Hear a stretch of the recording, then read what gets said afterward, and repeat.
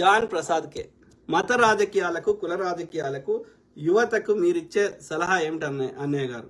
ఏం లేదు బ్రదర్, మతము కులం అనేది పోవాలి, పూర్తిగా వెళ్ళిపోవాలి. మన నెక్స్ట్ జనరేషన్ వాళ్ళకి మన కులం మనకు తెలియదు. ఓకే, ఎవరికి నచ్చిన పని వాళ్ళు చేసుకోవచ్చు, కానీ ఈ కులంలో పుట్టినవాడికి ఇదే పని చేయాలని ఉండొద్దు. ఇంకోటి, ఎవరైతే ఇవాళ నీచ కులము నీచ వృత్తులు అని, లేకపోతే నీచ కులంలో పుట్టిన వాళ్ళు ఇదే పని చేయాలి, ఇప్పుడు మాదిగ వాళ్ళు అయితే డప్పు కొట్టాలి, ఎరకల వాళ్ళు అయితే ఇంకేదో ఎత్తాలి, ఇట్లాంటి ఒక రోడ్లు అయితే ఉడవాలి, ఇట్లాంటి పనులు ఏదైనా ఉంటే మీకు సమానత్వం కావాలి, నీకు ఆత్మగౌరవం కావాలి, అందరి లెక్క నేను ఉండాలంటే ఆ వృత్తులు బంద్ చేయండి. ఓకే, సచ్చినా చేయకండి, ఇంకా వేరే ఏ పని చేయండి కానీ ఆ పని చేయకండి. అప్పుడే ఆత్మగౌరవం వస్తుంది. ఆ డప్పు కొట్టిన రోజులు వాళ్ళు మాదిగోళ్ళని ఇట్లా చూపెడతారు. అంటే ఆ వివక్ష పోవాలి, ఈ బ్రాహ్మణుడు పెట్టిన ఈ అంచెల వ్యవస్థ పోవాలంటే ఈ కుల వృత్తులు చేయొద్దు. నీకు నచ్చిన పని చేసుకో, ఆ వృత్తిని కూడా డిఫరెంట్ లెవెల్ అయ్యాయి, ప్రొఫెషనల్ లెవెల్ అయ్యాయి. అర్థమైందా? ఇప్పుడు ఒక శాఖలైన పోయి ఊర్లో అందరి బట్టలు మూట పెట్టుకొని పోయి ఆ చెరువులో ఉతికిన దానికి ఒక లాండ్రీ షాప్ పెట్టుకొని సిటీలో ఇప్పుడు ఎక్కువ పైసలు వచ్చేటి అన్ని కులాలలో చేస్తున్నారు, మళ్ళీ తక్కువ పైసలు వచ్చేటి అట్లా చేస్తున్నారు. ఇప్పుడు ఈ లాండ్రీ షాపు లేకపోతే ఇప్పుడు బ్యూటీ సెలూన్లు ఒక మంగళంలో పెట్టుకుంటుర్రా, లేకపోతే ఒక లాండ్రీ షాప్లో ఒక శాఖలలో పెట్టుకుంటుర్రా? అంటే ఎక్కువ పైసలు వచ్చేటి అన్ని కులాలలో చేస్తారు. ఇక ఊర్లలో తక్కువ పైసలు ఉండి ఇక నీచం అనిపిస్తే ఆ కుల వృత్తులు చేస్తారు. నేను ఏమంటున్నా అంటే, కుల వృత్తి అని చేయకు, నీకు ఏ పని వస్తే ఆ పని చేసుకో. నెక్స్ట్ జనరేషన్ పిల్లలకి కులం రిలేటెడ్, ఈ కులము అని వాళ్ళ కులం ఏందో వాళ్ళకి తెలియదు. కులం పేరు అడిగితే నేను మనిషి అని చెప్పాలి. ఇప్పుడు మా పిల్లలు ఉన్నారు, ఇప్పటి వరకు నన్ను వాళ్ళు కులం అడగలేదు, అది చెప్పే సందర్భం రాలేదు. ఫ్యూచర్లో కూడా రావద్దని కోరుకుంటున్నా. ఒకవేళ వాళ్ళు అడిగినా కానీ చెప్పొద్దని అనుకుంటున్నా. ఎందుకంటే మనం మనుషులం.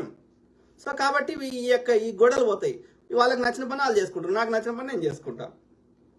గంతే ఉండాలి. ఈ పోవాలి, ఈ కులంలో పుట్టినోడు ఈ పని చేసి ఈ కులం కాన్సెప్ట్ పోవాలి. ఓకే, అది దానివల్ల ఎవరికి ప్రయోజనం లేదు. ఫస్ట్ కులం గురించి. ఇంకా మతం అనేది ఒక జీవన విధానం. ఉన్నదానికంటే ఉన్నతంగా బతకడానికి మతం వచ్చింది, కొన్ని విలువలతో బతకడానికి మతం వచ్చింది. అది బైబిల్లో రాసినా, భగవద్గీతలో రాసినా, ఖురాన్లో రాసినా, గురు గ్రంథ సాహిబ్లో రాసినా, ఉన్నదానికంటే లేకపోతే బుద్ధుని యొక్క సూక్తులలో చెప్పినా, పంచశీల సూత్రాలు చెప్పినా, ఇంకోటి చెప్పినా, ఉన్నదానికంటే ఉన్నతంగా బతకడానికి ఒక జీవన విధానమే మతం. ఓకే, కాబట్టి ఎవరికి ఏది నచ్చితే అది పాటించండి, తప్పులేదు. ఏది నచ్చకపోయినా ప్రకృతి నియమాలు పాటించండి, తప్పులేదు. కానీ దాని పేరు మీద కొట్టుక సావద్దు, నాదే గొప్ప నేనే గొప్ప అని అది రావద్దు. ఎవరికి నచ్చిందో అది మొక్కుకోండి, తప్పులేదు. ఓకే, అర్థమైందా? సాధి మిత్రులారా, అంటే ఇప్పుడు ఇంకా ఈజీగా అర్థం కావాలంటే, ఇప్పుడు మా అమ్మ గొప్పనా మీ అమ్మ గొప్పనా, నా మతం గొప్పనా నీ మతం గొప్పనా అంటే ఎవరి అమ్మ వాళ్ళకి గొప్పది. కాబట్టి నేను ఏమంటున్నా, నా అమ్మను ప్రేమిస్తా, నా మిత్రుడి అమ్మని గౌరవిస్తా.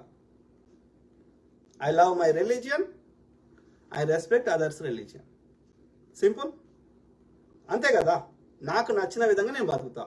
నాకు ఎర్ర షర్ట్ వేసుకోబుద్ధితే వేసుకుంటా అని చెప్పి నువ్వు కూడా ఎర్ర షర్ట్ వేసుకోవాలని నేను ఫోర్స్ చేయ. నువ్వు తెల్ల షర్ట్ వేసుకుంటే వేసుకో, అది నీ ఇష్టం. నువ్వు తెల్ల షర్ట్ వేసుకోవడం వల్ల నాకేం నష్టం లేదు కదా. As simple as that. నీకు జీసస్ నచ్చాడు, యేసు ప్రభు నచ్చాడు, మొక్కో. నాకు బుద్ధుడు నచ్చాడు, మొక్కుంటా. నేను బుద్ధుని మొక్కడం వల్ల మీకు నష్టం జరుగుతలేదు, మీరు యేసు ప్రభు మొక్కడం వల్ల నాకు నష్టం జరుగుతలేదు. అయిపోయింది. మనకి అక్కడ కాన్ఫ్లిక్ట్ లేనప్పుడు, మనకి ఎవరి దేవుని మొక్కున్నా మనకు నష్టం రానప్పుడు మనం కొట్టుకొని చావాల్సిన అవసరం ఏమొచ్చింది?